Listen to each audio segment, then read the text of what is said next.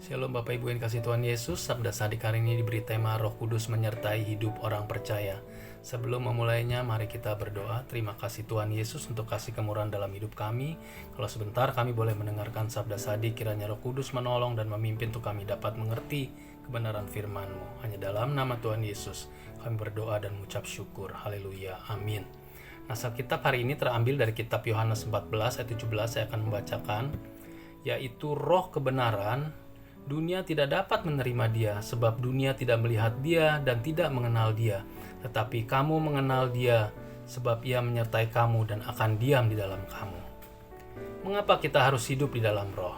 Pertama, kita harus hidup di dalam roh, karena roh Allah diam di dalam kita. Ketika Roh Kudus hidup dan diam di dalam kita, maka kita seharusnya hidup juga di dalam roh. Mengapa? Karena Roh Kudus mengerjakan hal-hal yang bersifat rohani di dalam diri setiap manusia pilihannya, sehingga mereka dimampukan untuk hidup bagi kemuliaan Allah. Tuhan Yesus mengajarkan bahwa Roh Kudus diutus untuk menginsafkan dunia akan dosa, kebenaran, dan penghakiman akan dosa, karena mereka tetap tidak percaya kepadaku akan kebenaran, karena aku pergi kepada Bapa dan kamu tidak melihat aku lagi akan penghakiman, karena penguasa dunia ini telah dihukum. Yohanes 16 ayat 8-11 mengatakan Roh Kudus juga diutus untuk memuliakan Kristus dan mengingatkan para murid, dan kita juga akan perkataan-perkataan Kristus. Di sini kita belajar kembali bahwa di dalam menuntun umat pilihannya untuk hidup bagi Kristus, Roh Kudus melakukan dua tindakan, yaitu menginsafkan dunia akan dosa, kebenaran dan penghakiman, serta ia juga membawa mereka kepada Kristus. Ada 4 kata kunci di dalam bagian ini, yaitu dosa, kebenaran, penghakiman, dan Kristus. Roh Kudus menginsafkan dosa berarti Roh Kudus juga membuat atau menyadarkan seseorang yang masih tidak percaya kepadanya. Bukan hanya dosa, Roh yang sama juga menginsafkan manusia pilihannya akan kebenaran, bahwa Kristus diutus oleh Bapa untuk menebus dosa-dosa manusia dengan mati di salib, bangkit, dan naik ke surga.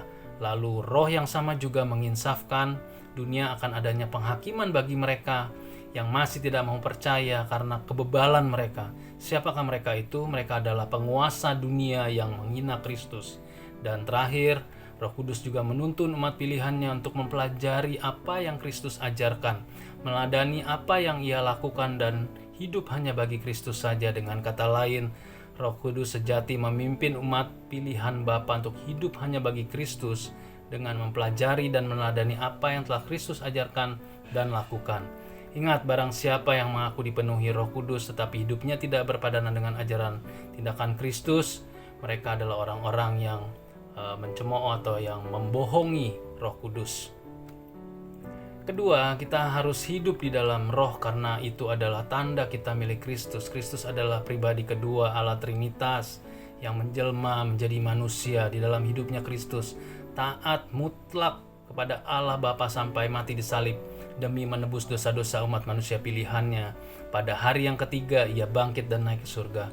Ketaatan Kristus ditunjukkan dengan semangat dan ketegasan disertai kasihnya ketika ia mengajar dan menegur orang-orang Farisi yang munafik.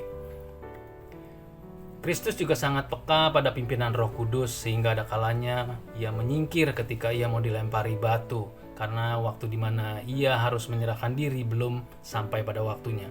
Dan ketika ia harus menyerahkan dirinya sudah sampai, ia tidak melarikan diri, melainkan ia taat mutlak. Bahkan ia sendiri yang menyerahkan dirinya ke Yerusalem untuk nantinya mati di salib.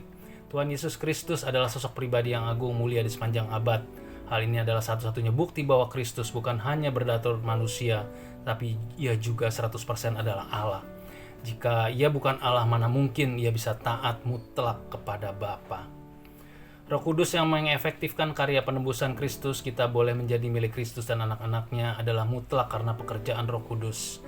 Jika kita mengaku diri adalah milik Kristus, berarti kita semua harus memancarkan sinar kemuliaan, terang kasih, dan kebenaran yang Kristus pancarkan. Dalam Roma 6 ayat 12, karena dosa telah dikalahkan, saudara harus senantiasa menentang usahanya untuk berkuasa kembali, karena dosa berusaha memerintah, terutama melalui keinginan tubuh, keinginan daging. Karena keinginannya harus dilawan dengan iman kepada Kristus melalui pertolongan Roh Kudus. Kita dapat melakukan hal ini dengan menyangkal keinginan jahat tubuh kita, menolak untuk menyerahkan anggota tubuh kepada dosa, dan mempersembahkan tubuh dan seluruh kepribadian kita sebagai hamba kepada Allah.